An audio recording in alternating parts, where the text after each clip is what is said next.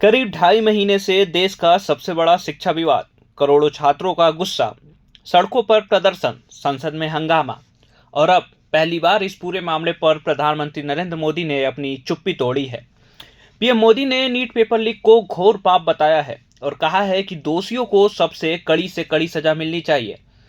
लेकिन सवाल यह है कि क्या ये बयान छात्रों के गुस्से को शांत कर पाएगा?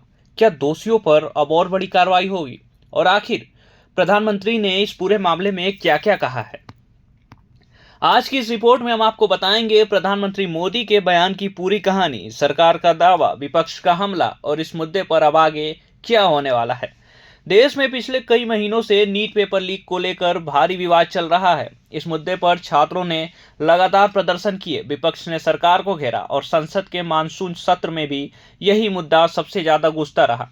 इसी बीच अब प्रधानमंत्री नरेंद्र मोदी ने पहली बार इस पूरे मामले पर खुलकर अपनी बात रखी है।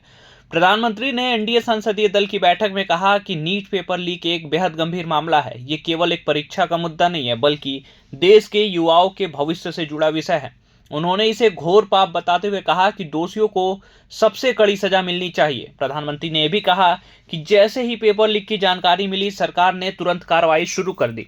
सरकार के मुताबिक मामले में अब तक 13 आरोपियों को गिरफ्तार करके जेल भेजा जा चुका है। साथ ही दोबारा परीक्षा समय पर कराई गई ताकि छात्रों का भविष्य ज्यादा प्रभावित न हो। प्रधानमंत्री मोदी ने राज्यों से भी अपील की कि परीक्षा में गड़बड़ी करने वालों के खिलाफ सख्त कार्रवाई की जाए और भविष्य में ऐसी घटनाओं को रोकने के लिए मजबूत व्यवस्था बनाई जाए। उन्होंने कहा कि पेपर लीक रोकना केवल केंद्र की नहीं, बल्कि पूरे देश की जिम्मेदारी है।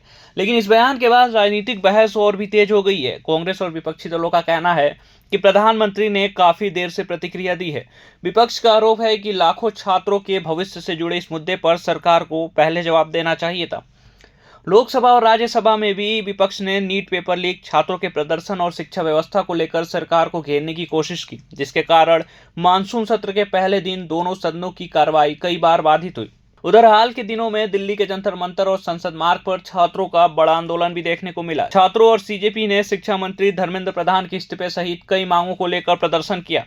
प्रदर्शन के दौरान पुलिस और प्रदर्शनकारियों के बीच झड़प भी हुई, जिसके बाद यह मामला और ज्यादा राजनीतिक हो गया। सरकार का कहना है कि उसने शुरुआत से ही इस मामले को गंभीरता से लिया है। इससे पहले भी शिक्षा मंत्री धर्मेंद्र प्रधान भी स्वीकार कर चुके हैं कि परीक्षा प्रक्रिया में सुरक्षा चूक हुई थी और सरकार ने जांच के लिए सीबीआई को मामला सौंप दिया था।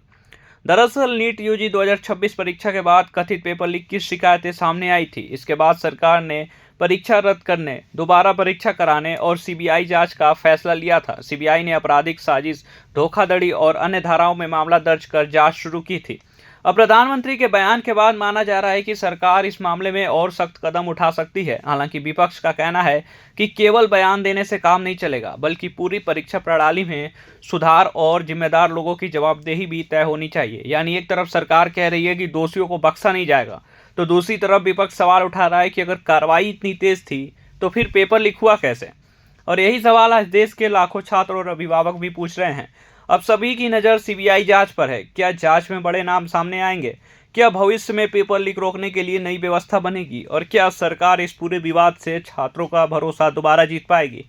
इन सवालों के जवाब आने वाले दिनों में सामने आएंगे। फिलहाल इतना तय है कि प्रधानमंत्री मोदी ने पहली बार इस पूरे विवाद पर स्पष्ट संदेश दिया है कि नीट पेपर लीक करने वालों को सबसे कड़ी सजा मिलेगी और युवाओं के भविष्य से कोई समझौता नहीं किया जाएगा। अब आप हमें बताइए कि क्या सिर्फ सख्त सजा काफ़ी है या परीक्षा प्रणाली में बड़े सुधार की जरूरत है? अपनी राय हमें कमेंट में जरूर बताइएगा। प्रभातखबर.com, विश्वास वही, रफ्तार नहीं।